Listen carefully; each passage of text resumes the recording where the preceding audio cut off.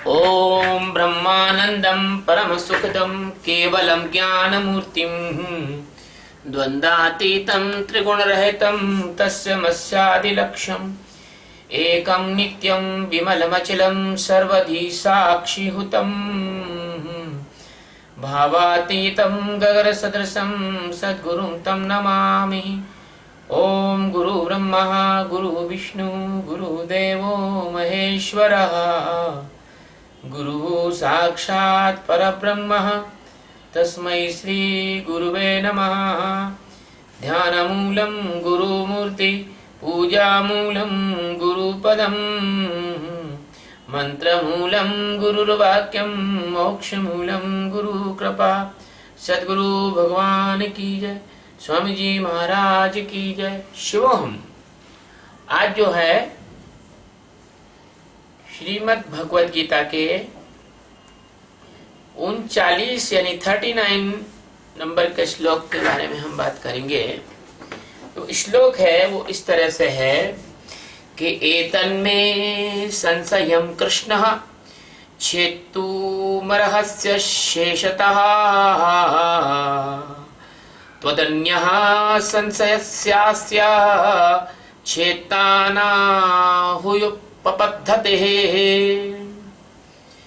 एतत् मे संशयं कृष्ण छेतुम् अर्हसि अशेषतः त्वदन्यः संशयं संशयस्य अस्तः चेता नहि उपपद्धते। एतन में यह है मेरा।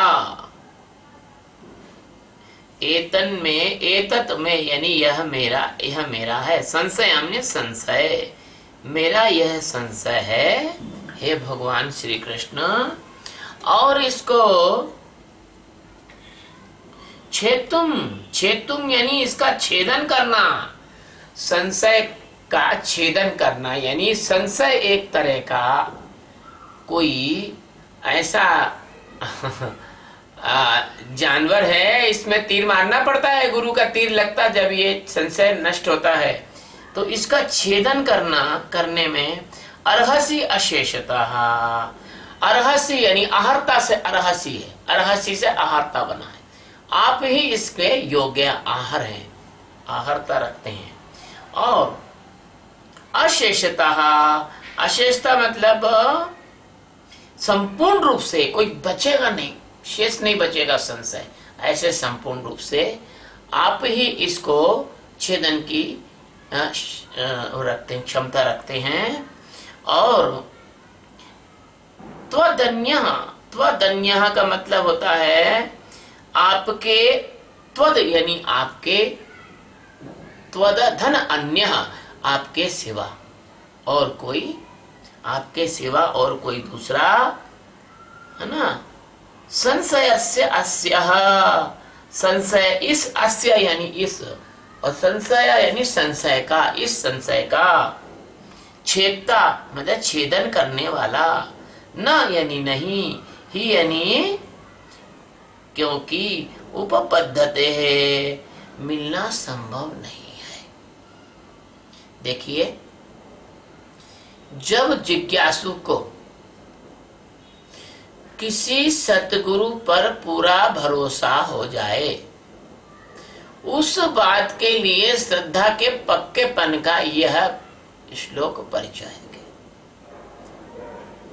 भगवान सतगुरु सच्चिदानंद परमात्मा साक्षात अर्जुन के सामने खड़े हुए हैं, जो कि अनंत कोटि ब्रह्मांडों के और अनंत अनंत आकाश गंगाओं के एकमात्र आधार, अधिष्ठान और मालिक है, स्वामी है। यह स्वामी शब्द परमात्मा का बोधक है। तो भगवान से अर्जुन का इतना अटूट विश्वास है। अर्जुन भगवान को चापलूसी नहीं कर रहा है, मक्खन नहीं लगा रहा है। उसको पक्का मालूम है अर्जुन पूरे भारतवर्ष का उस समय का सम्राट था। युधिष्ठिर तो राजा नाम मात्र के बने थे, अर्जुन ही वास्तव में देखा जाए तो युधिष्ठिर का शक्ति बल अर्जुन ही था। पूरे भारतवर्ष में अर्जुन जैसा कोई योद्धा नहीं था और कोई पूरे भारतवर्ष में अर्जुन जैसा कोई शक्ति का सम्राट नहीं था उस जमाने में, लेकिन वो इतना शक्तिशाली होते भी और सतगुरु सच्चिदानंद परमात्मा श्री कृष्ण को उसने कहीं ना कहीं से जाना था। भगवान की भगवत्ता का कहीं ना कहीं से उसे बोध हुआ था। भगवान के सामर्थ्य की आहट उसको मिली थी। भगवान की जो पारगम्यता है उसने कहीं ना कहीं थोड़ा बहुत अंश उसको दिख गया था। तो उसने अर्जुन ने कहा कृष्ण भगवान से कि भगवान इसमें कोई संशय नहीं है, देयर इज नो डाउट, इसमें कोई संशय नहीं है कि आपके अलावा कोई भी व्यक्ति मेरे इस संशय का छेदन नहीं कर सकता। जैसे जनक को संशय हुआ था, जनक ने सपना देखा, सपने में वो भिखारी बन गए, भीख मांग रहे, भूखे पड़े हैं, भोजन नहीं मिल रहा है, और जहां सदा व्रत में वो गए वहां भोजन भूखे थे तो लाइन में लगे और उनका जब नंबर आया तो भोजन खत्म हो गया। तो जनक इतने व्याकुल और परेशान हो गए सपने में कि क्या बताएं कि जैसे कोई आदमी कई दिनों से भूखा हो और वो कैसा व्याकुल हो जाता है, तो ऐसे जनक व्याकुल हो गए। लेकिन जब जनक की नींद खुली तब उन्होंने देखा, ओहो मैं तो मखमल के बिस्तरों में और मणियों के दीप जल रहे हैं और सोने का जो है पलंग है जिसमें मणि रत्न खचे हैं और दास दासियां मुझे पंखा कर रही हैं, मैं तो सम्राट हूं। और अगर मैं भी सपने में मर जाता तो मुझे भिखारी की मृत्यु प्राप्त होती। तो उनका दिमाग काम नहीं किया कि यार सपना सत्य है कि जागृत सत्य है। तो जितने पंडित पुजारी सब लोग आए उनको समझाने के लिए, शास्त्रों के ज्ञाता परेशान हो गए जनक, तो उनको जेल में बंद करवा दिया। अष्टावक्र के पिता भी उनमें से एक थे, क्योंकि सतगुरु के अलावा कोई भी संशय का छेदन नहीं कर सकता। चाहे तुम लाखों किताबें पढ़ लो और बहुत बड़े प्रवक्ता बन जाओ, तुम्हारी पढ़ाई लिखाई, तुम्हारे शब्द, तुम्हारा ज्ञान एक लाश के समान मुर्दा है। जैसे कहते थे मेरे सतगुरु कि बंदूक की गोली को फेंक कर अगर किसी को मारो तो उससे एक कुत्ता भी नहीं मरेगा, लेकिन वही बंदूक की गोली अगर हाथी के सिर पर निशाना साध के मार दी जाए तो टनों वजन वाला हाथी चूहे जैसा धड़ाक से गिर के मर जाएगा। तो ये बंदूक की गोली सनसनाती हुई जो आती है वो गुरु महाराज की बंदूक यानी ज्ञान, गुरुदेव ही इस ज्ञान रूपी बंदूक को चला सकते हैं।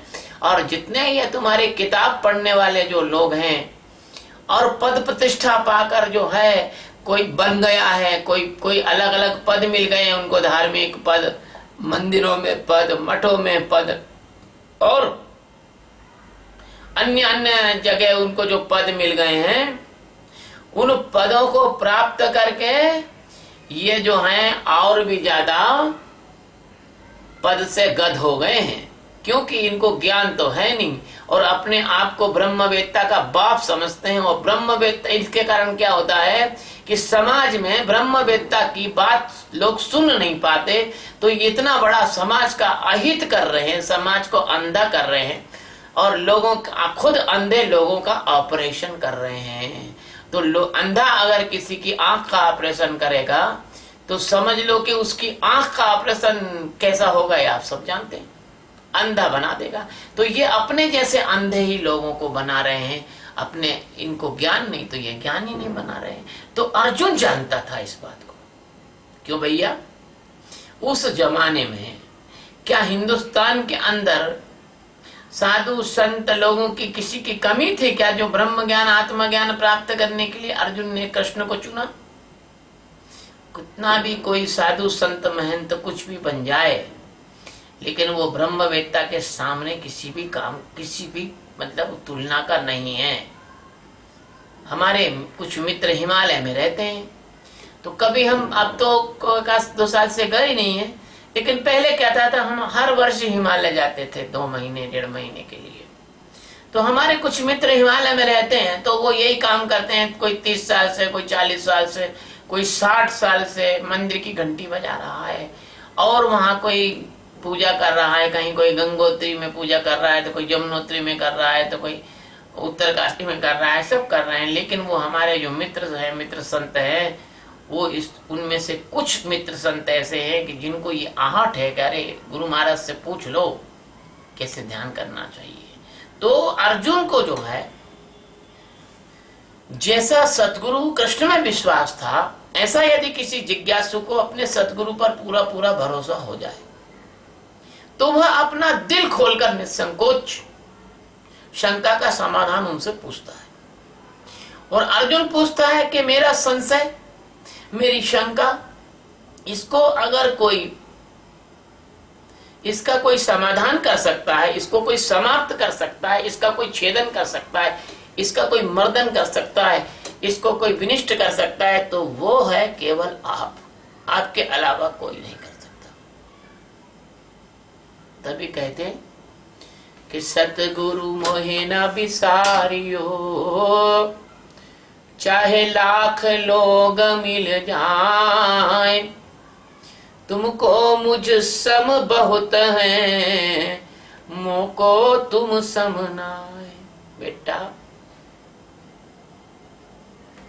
तुम्हारे जैसे लोग तो कई मिल जाएंगे, लेकिन तुम्हें सतगुरु नहीं मिल पाएगा। अगर तुमने जरा सी बदमाशी गड़बड़ी की और श्रद्धा में कमी लाई, और तुम्हारा मनी राम अगर सतगुरु के खिलाफ अगर कुछ गड़बड़ करता रहा, तो तुम्हारा नुकसान तुम अपने हाथ से ही कर लोगे, है ना। इसलिए सतगुरु के प्रति अगर अविश्वास और अश्रद्धा हो जाए, बस उससे बड़ा कोई भी इस विश्व में पाप कर्म नहीं है, कोई भी पाप कर्म नहीं है। अब सतगुरु के प्रति श्रद्धा हो, अश्रद्धा हो जाए, तब क्या होगा? तब आपके जन्म जन्म का जो अवसर है वो समाप्त हो जाएगा। लेकिन अब आगे कुछ बात होगी, लेकिन अब उन लोगों का क्या होगा जो सतगुरु की श्रद्धा तो छोड़ो, जो सतगुरु को देखना भी पसंद नहीं करते, सतगुरु का रहन सहन उठना बैठना देख के जलन से भर जाते हैं, उनकी निंदा करते हैं, समाज के अंदर उनका दुष्प्रचार करते हैं, समाज को उनसे दूर हटाते हैं, लोगों के मन में उनके प्रति घृणा फैलाते हैं। ऐसे लोगों का क्या होगा? अब ऐसे लोगों का क्या होगा ये तो मुझे कहने की कोई आवश्यकता नहीं है, क्योंकि उन्हें तो पहली बात तो ये है कि अब आप सुअर को और कौन सी सजा दोगे? खुद ही तो मल के गड्ढे में बैठा है, कीचड़ में बैठा है, मक्खियां उस पर भिन भिना रही है, तमाम प्रकार का मवाद, दुनिया प्रकार की चीजें वो लपेट के बैठा है। ऐसे संसारी को और कौन सी सजा दी जाए? संसारी को और कौन सी सजा दी जाए? उसकी माया ही उसकी बहुत बड़ी सजा है। अविद्या उसको रोंद रोंद के खा रही है ना। माटी करे कुम्हार से तू क्या रूंदे मोए, एक दिन ऐसा आएगा मैं रूंदूंगी तोए। अरे भाई, काहे इतना घमंड करके और बैल की तरह और सांड की तरह फूं फूं करके और दोनों पैरों से मिट्टी उड़ाए चले जा रहे हो, अपना अहंकार दिखाए चले जा रहे हो, लोगों का मर्दन करे चले जा रहे हो, लोगों को कुछ नहीं समझते हो, लोगों का अपमान कर रहे हो, अपना धन दिखा रहे हो, अपना वैभव दिखा रहे हो, अपनी बुद्धि का चमत्कार दिखा रहे हो, थोड़ा सा कुछ जान गए तो अपना दुनिया भर में प्रदर्शन कर रहे हो। देखो फेसबुक पर लोगों के फोटो देखो, तरह तरह की स्टाइल में देवियां फोटो खिंचवा के फेसबुक पर डालती हैं, तरह तरह के कपड़े पहन के, तरह तरह के ढंग से, लड़के भी तरह तरह से आत्म प्रदर्शन फेसबुक पर करते हैं, अपने आप को दिखाते हैं। लोग लाइक कर ले, ये तमन्ना है, क्या होगा? लाइक क्लिक कर लेगा, लाइक से क्या होगा? ऐसे ही पूरा संसार भी फेसबुक के समान ये अहंकार में लाइक कराना चाहता है। आज ये मैं कैसी लग रही हूँ? कोई आदमी अच्छा टाई वाई शूट वूट पहने, हाँ जी, हाँ ठीक से, मेरा गेटअप ठीक है क्या? मेरा फेस लिफ्ट ठीक है क्या? अरे तेरा फेस तो एक दिन लिफ्ट ही हो जाएगा, काहे मरा जा रहा है? तेरा जो फेस है ना, जब मृत्यु आएगी तो पूरा लिफ्ट ही हो जाएगा। हमने अच्छे अच्छे फेस वालों को देखे, जब वो मरने के बाद जब उनको उस पे लिटाया जाता है, जब उठाते हैं ना टाटी पे लिटाया जाता है, तो अच्छे अच्छे सुंदर लोग आके बेके चेहरे हो जाते हैं और मुंह में से लार, नाक और मुंह सब बंद करना पड़ता है मुर्दे का, नाक कान मुंह सब बंद करने पड़ते हैं, क्योंकि वहां से वो सब मामला निकलना फिरता है वहां से। तो कहने का मतलब यह है कि काहे को अपना गुरूर इतना कर रहे हो, काहे माया पे इतना गुरूर करे है, गुरूर करे है, काहे माया पे इतना गुरूर करे है, गुरूर करे है। यही माया तो सतगुरु से दूर करे है, दूर करे है, काहे माया पे इतना गुरूर करे है, गुरूर करे है। अरे तुम्हारी इस माया के गुरूर के कारण ही तो तुम सतगुरु के पास नहीं जा पाते हो। एक शिष्य था गुरु महाराज का, और गुरु महाराज को उससे दया आ गई, चलो आज अपन शिष्य से मिले आए, उसको अच्छी अच्छी बात बता के आएंगे। गुरु महाराज उठाए कमंडल, पहना कुर्ता और चले। शिष्य का दरवाजा बजाया और शिष्य थे अंदर के कमरे में, पत्नी थी बाहर कुछ काम कर रही थी। तो गुरु महाराज के आए तो वहीं से कहती है, चिरी में से, झीर में से, जो दरवाजे के बीच में जगह आती है, वो तो घर पे नहीं है, फिर आ जाना आप, क्या काम है आपको। और शिष्य भी वो अंदर बैठा, तो मूड जो है वो आराम से अपने गुरु का अपनी स्त्री से अपमानित होते हुए देख रहा। तो ऐसे जो तुम्हारी बुद्धि रूपी स्त्री है, तुम इस बुद्धि रूपी स्त्री के चक्कर में और सदगुरु से दूर हो रहे हो, और इस बुद्धि रूपी स्त्री का एक पहरेदार समझो, जो भी कर समझो, वो एक जो गुरु अहंकार है वो है। ऐसा उसका जो बुद्धि रूपी स्त्री का जो पति है वो मन है। तो तुम्हारा जो मन है वो तुम्हारी पत्नी यानी बुद्धि की बात मानता है, सदगुरु की बात सुनता ही कहाँ है। इसलिए तुम साक्षी करवाते हैं कि तुम्हारा मन थोड़ा हटे, तो हम कम से कम तुम्हें ज्ञान का अमृत तो रख सके तुम्हारे अंदर। तो भगवान कृष्ण से अर्जुन पूछता है कि भाई ये मेरा संशय तो केवल आप ही दूर कर सकते हो, और आपके अलावा मुझे कोई सच्चा सदगुरु मिलना कठिन है, क्योंकि सदगुरु ही मुक्ति का मार्ग खोलता है। सबसे पहला कदम यह है कि तुम्हें परमात्मा को जानने की इच्छा हो जाए, कि परमात्मा को हम जाने हमारे अंदर किस रूप में है, और सब दूसरा कदम यह है कि तुमको समर्थ सदगुरु मिल जाए। दूसरा कदम यह है कि तुम्हें समर्थ सदगुरु मिल जाए, और तुम्हें समर्थ सदगुरु नहीं मिला और फल तो पक गया है लेकिन खाने वाला तो नहीं मिला, तो फल टपक के नीचे गिरेगा, वो कुत्ते बिल्ली उसको खाएंगे। अगर फल पक जाए और कोई समर्थ राजा, कोई महापुरुष उसका रसास्वादन करे, उसको खाए, तो तुम उस फल की कीमत कुछ ज्यादा ही होती है। ऐसे तुम्हें समर्थ सदगुरु मिल जाए तो ही तुम परमात्मा की ओर, तुम्हारी मुक्ति का मार्ग वही खोल सकता है। ये बात अर्जुन को अच्छी तरह से मालूम थी, क्योंकि सतगुरु की योग्यता में आपको विश्वास तो करना ही पड़ेगा। अरे भाई जरा खोपड़ी पे चलाओ, दिमाग चलाओ जरा सा।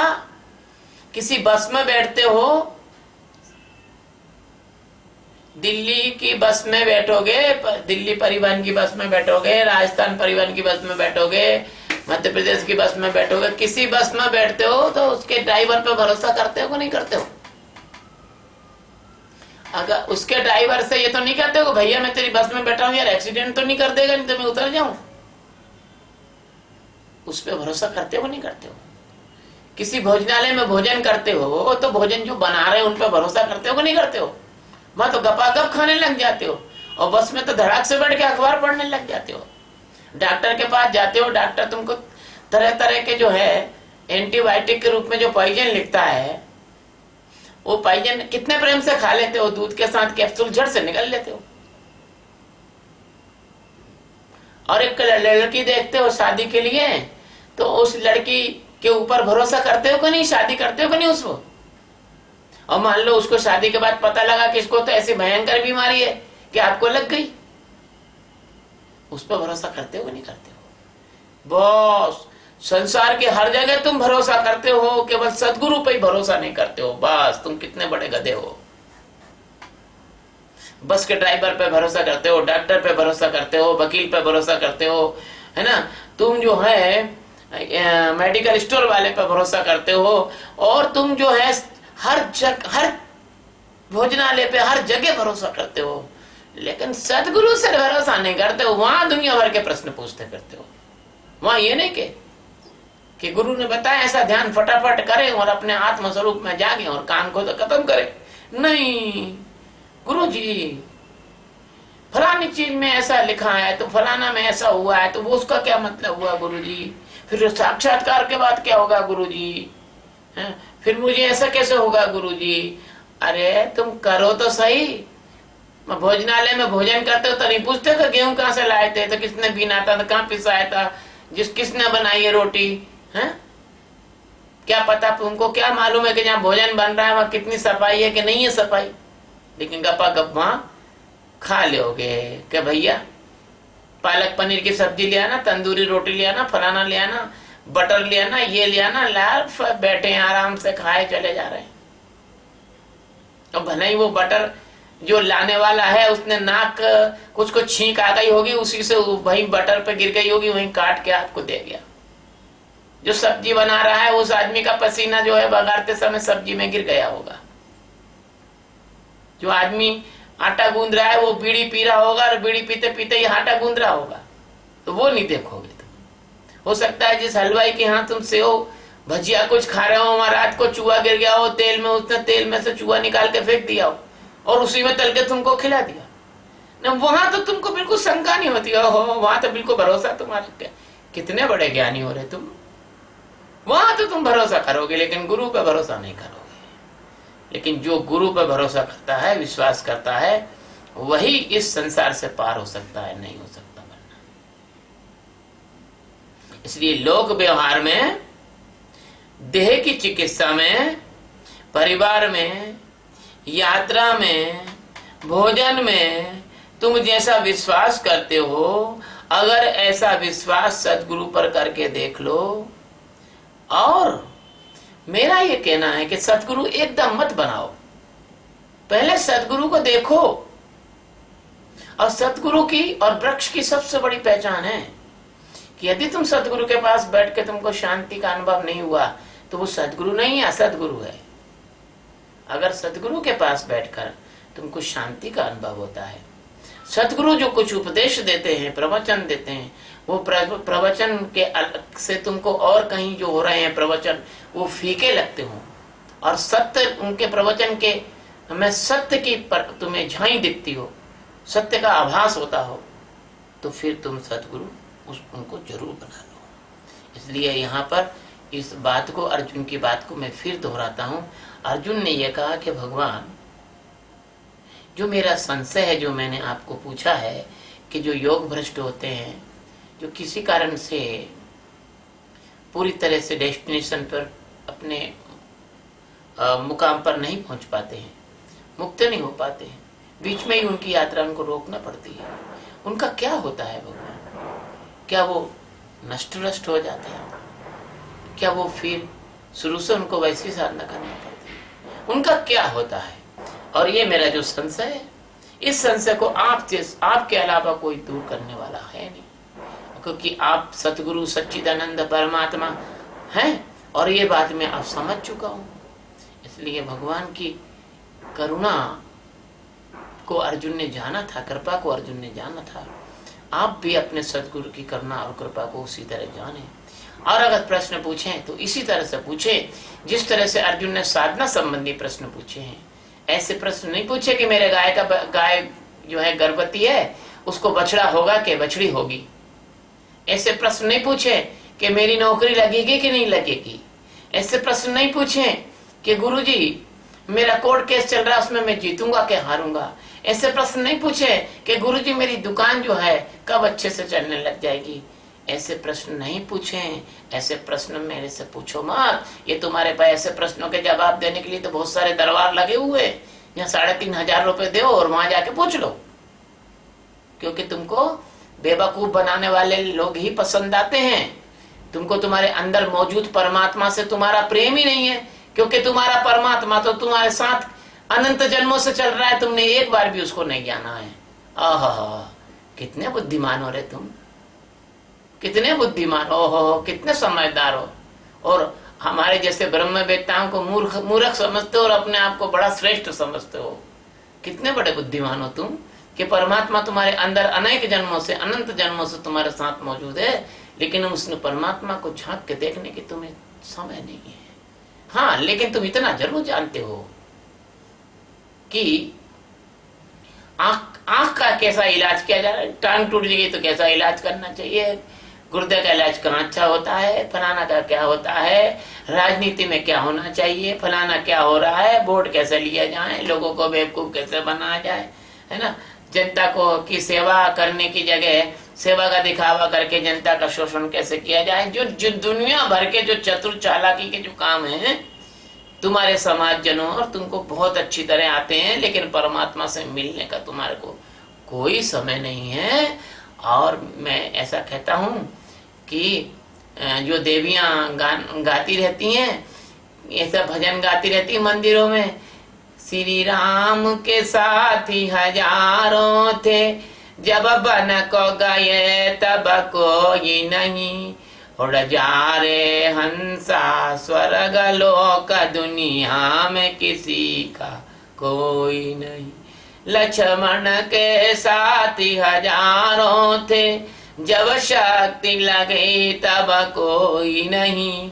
ऐसे भजन गाती हैं और फिर जाके सास बहू की लड़ाइयां होती हैं, क्योंकि सब ऊपर ऊपर भजन गा लेती हैं। किसको बेवकूफ बना रहे हो, किसको छल रहे हो, किसको कपट कर रहे हो, खुद को कर रहे हो। जब तुम जानते हो कि दुनिया में कोई किसी का नहीं है, तो अपने आप परमात्मा को क्यों नहीं जानने की कोशिश करते, ध्यान क्यों नहीं करते। टुनटुनी बजा दोगे, पूजा कर दोगे, ये कर दोगे, वो कर दोगे, और बाद में दुकान पर जाओगे और वही लोगों को झूठ बोलोगे, लोगों से कपट करोगे। तुम बदलते क्यों नहीं हो?